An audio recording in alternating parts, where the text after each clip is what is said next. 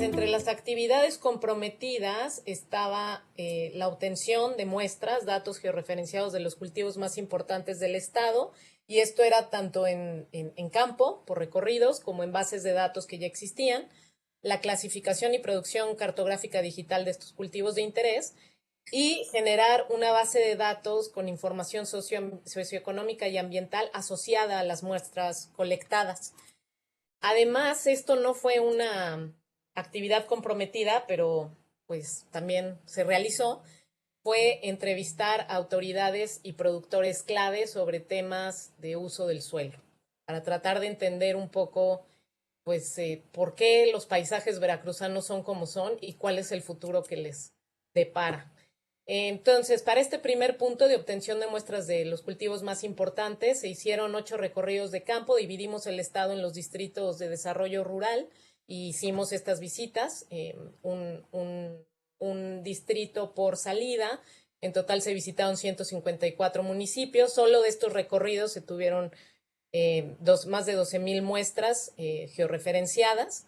Y pues notarán que hay zonas, como mencionaba Eric, que están subrepresentadas, ¿no? Hacia el sur de Veracruz, algunas en el norte.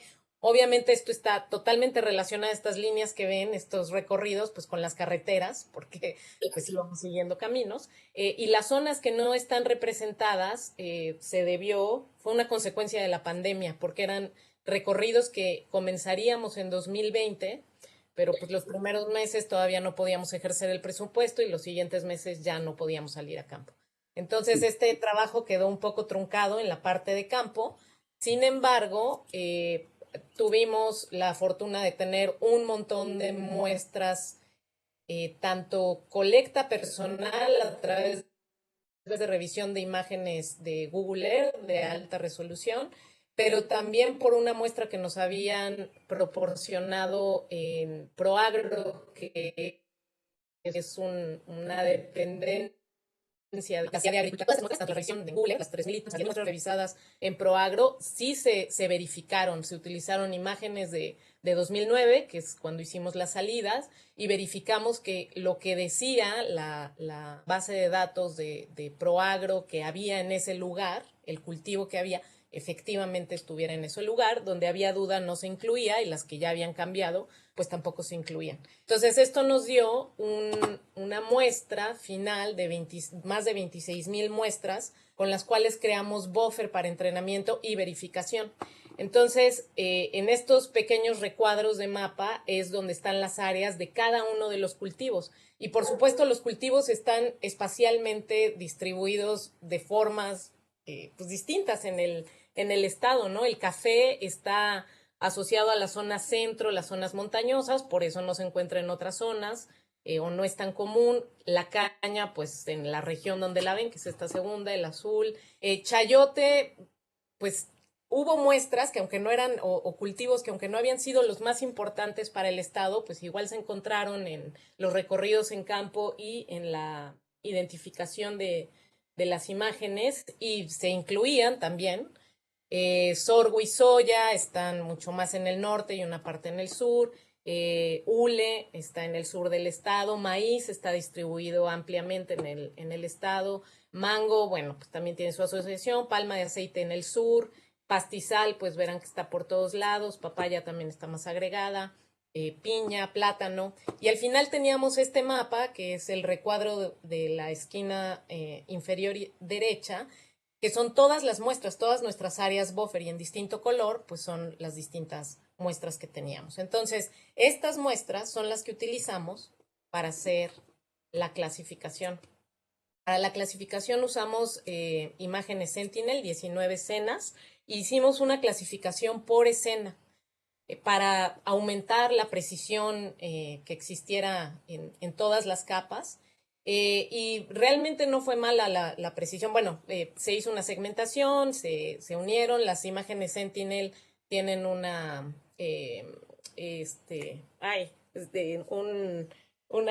se me fue la palabra, son 10 metros de... Resolución. Eso, gracias, de resolución, muchas gracias. De 10 metros de resolución y, bueno, perdón, no, entonces para atrás.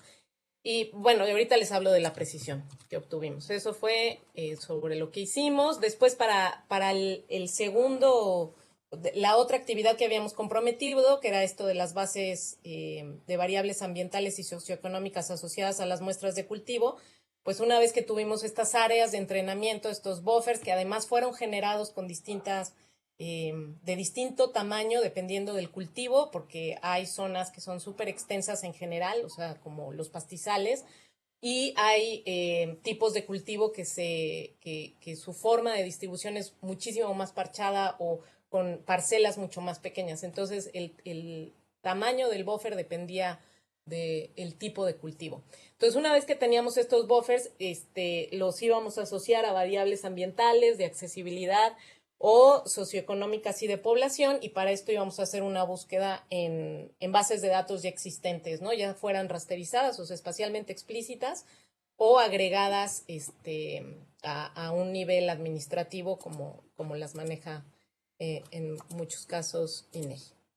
Bueno, y la última actividad, que fue la que pues hicimos, aunque no estaba comprometida, fue esto de las entrevistas a autoridades y productores, donde les preguntábamos cosas generales sobre actividades agrícolas, programas, incentivos y comercialización, eh, tipos de políticas que existían, programas tanto de desarrollo como de desarrollo sustentable, como apoyos socioeconómicos y también temas de sostenibilidad.